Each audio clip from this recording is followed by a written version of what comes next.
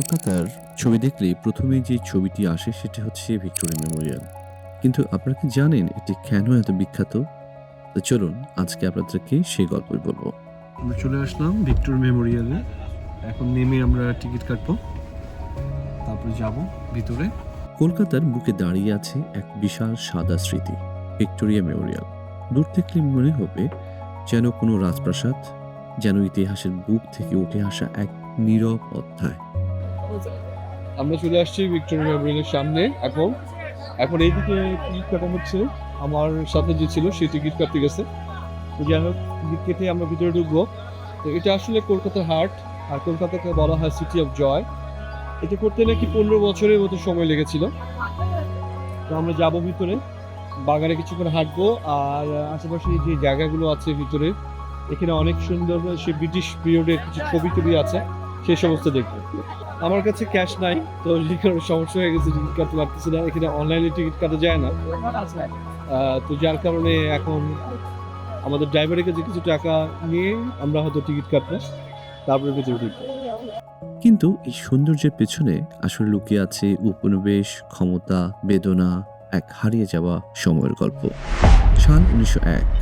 সে সালে ব্রিটিশ রানী ভিক্টোরিয়ার মৃত্যুর পর ভারতের তৎকালীন ভাইসরয় লর্ড কার্জন সিদ্ধান্ত নেন এমন একটি স্মৃতিসৌধ তৈরি করবেন যা ব্রিটিশ সাম্রাজ্যের গৌরব ও শক্তির প্রতীক হয়ে থাকবে। সে ভাবনা থেকে শুরু হয় ভিক্টোরিয়া মেমোরিয়ালের নির্মাণ। দাঁড়িয়ে আছি হচ্ছে ভিক্টোরিয়া মেমোরিয়ালের সামনে। এটা মেইনলি শুরু হয় কুইন ভিক্টোরিয়া মারা যাওয়ার পরে। 1901 সালে উনি মারা যান। 1906 সাল থেকে 1921 সালে মধ্যে এটা নির্মাণ কাজ শুরু, মানে পুরো কাজটা করতে লাগে। এটার মেইনলি করতে সে সময়ের মুদ্রায় খরচ হয়েছিল 10 কোটির মতো রুপি। স্যার উইলিয়াম এমারসন এটার আর্কিটেক্ট ছিলেন। যাই হোক, ভিতরে আর্ট গ্যালারি আছে, অনেক স্থাপত্য আছে, এবং সে সময়কার জিনিসপত্রগুলো আছে, সে সমস্ত আমরা দেখবো। আর যন্ত্রটা দেখা যাক। আর এটা তৈরি হয়েছে মূলত সাদা মার্বেল দিয়ে, যার কারণে এটাকে অনেকে মিনি তাজমহলও বলে।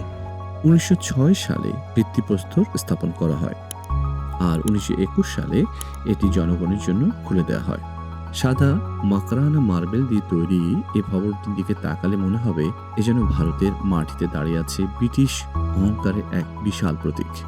ভেতরে ঢুকলে দেখা যায় পুরনো ছবি, মূর্তি, যুদ্ধের ইতিহাস, চিঠি আর ব্রিটিশ আমলের নানা স্মৃতি। কিন্তু এই ইতিহাস দেখতে দেখতে বারবার মনে হচ্ছিল এই জাঁকজমকের পেছনে কত মানুষের কান্না লুকিয়েছিল, কত মানুষের শ্রম, কত নিঃশব্দ বেদনা। কারণ ইতিহাসের সব সৌন্দর্যই আসলে আনন্দের নয়। এই ভবন যখন তৈরি হচ্ছিল তখন এই বাংলার মানুষ দরিদ্র, দুর্ভিক্ষ আর শোষণের মধ্যে জীবন কাটাচ্ছিল। একদিকে সাদা মার্বেলের রাজকীয়তা, অন্যদিকে সাধারণ মানুষের সংগ্রাম। এই বৈপরীত্য ভিক্টোরিয়া মেমোরিয়ালকেও শুধু একটি সুন্দর ভবন নয়, বরং এক আবেগময় প্রশ্নে পরিণত করেছে আমার কাছে। মনে হয় এই দেয়ালগুলো এখনো পুরনো কলকাতার গল্প ফিসফিস করে বলে যাচ্ছে। আর কলকাতার গল্প যদি বলেন, তাহলে খাবারের কথা না বললে এই শহরের প্রতি অবিচার করা হবে। প্রথমেই গেলাম আর্সেনালে। এখন আমরা বিখ্যাত আর্সেনালে বিরিয়ানি খাওয়ার জন্য আসছি, ভিতরে যাচ্ছি। অনেকের মুখে শুনছিলাম কলকাতার বিরিয়ানি দেখতে হলে আর্সেনালে ট্রাই করতেই হবে। সত্যি বলতে প্রথম লোকমা মুখে দেওয়ার পর বুঝলাম মানুষ কেন এত প্রশংসা করে। এই যে মাটন বিরিয়ানি, চমৎকার, খুবই ফ্লেভার আছে।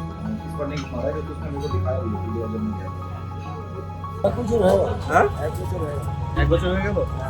খুব জনপ্রিয় এটা। আচ্ছা, এটা আমাদের একটা জিনিস খারাপ হলে দেবে না, মালিক দেবে না। যদি আপনি এসে বলে দেন হ্যাঁ, যে খাবারটা খাওয়ার ছিল, হ্যাঁ, আপনার রিটার্ন দেবে ওই খাবারটা, আচ্ছা, অন্য চেঞ্জ করে দেবে। আচ্ছা। খারাপ ছিল কাস্টমার সার্ভিস খুব ভালো, এবং পপুলারিটি। কেউ এসে বলে চিকেন জায়গায় মাটন দিয়ে দিয়েছে, হ্যাঁ, আমি ফেলে দিয়েছি, এই ভাই মাটন দেওয়া না তো। এইসব আমাদের ফ্যাসিলিটি আছে।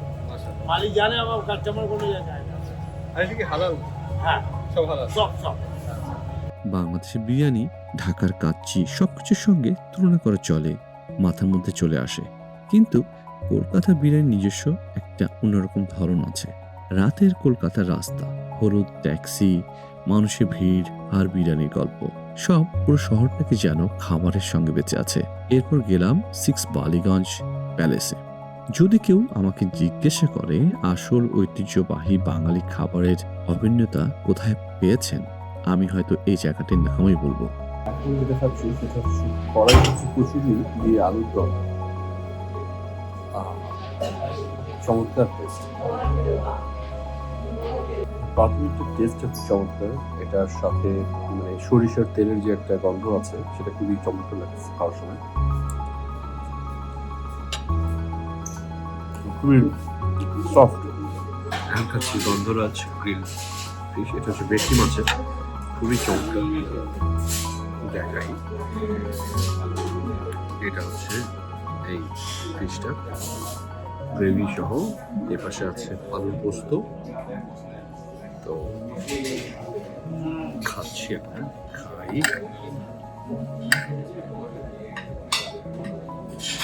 দিলাম গন্ধরাজ বলার কারণ হচ্ছে গন্ধরাজ লেবু দিয়ে তারা এটা ইয়ে করে।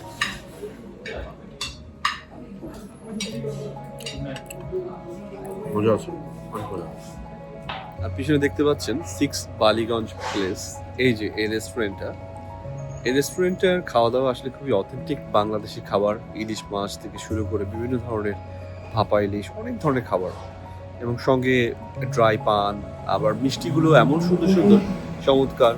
কিছু আইকনিক খাবার খেলাম, যেরকম গন্ধরাজ ঘোল, যেটা খুবই সুন্দর। আর কুমড়ো ফুলের ভাজি, মাছের চপ, ইলিশ মাছ, তারপরে এর সাথে শাক ভাজি, ডাল, আলুর পোস্ত, খুবই মজার ছিল সবগুলো খাবারই। তো যাই হোক, সকালে দুপুরে খাওয়া হলো, রাতেও খেলাম। খাবার শুধু পেট ভরানোর জন্য নয়, সেটা ছিল স্মৃতি, সংস্কৃতি আর আবেগের অংশ। কলকাতা আমাকে শিখিয়েছে একটি শহরকে শুধু তার বিল্ডিং বা রাস্তা দিয়ে বিচার করা যায় না। আসল পরিচয় লুকিয়ে থাকে তার ইতিহাসে, মানুষের মুখে আর খাবারের স্বাদে। ভিক্টোরিয়া মেমোরিয়ালের সাদা দেয়ালে হয়তো ব্রিটিশ সাম্রাজ্যের গল্প বলে, কিন্তু কলকাতার খাবার বলে এই শহরের আত্মার গল্প। তো যাই হোক, আপনাদের ভিডিওটি ভালো লাগলে আপনারা লাইক এবং শেয়ার করবেন, এবং এ ধরনের আরো কিছু জায়গা নিয়ে আপনাদের সামনে হাজির হব। শেষ পর্যন্ত দেখা হবে। বাই।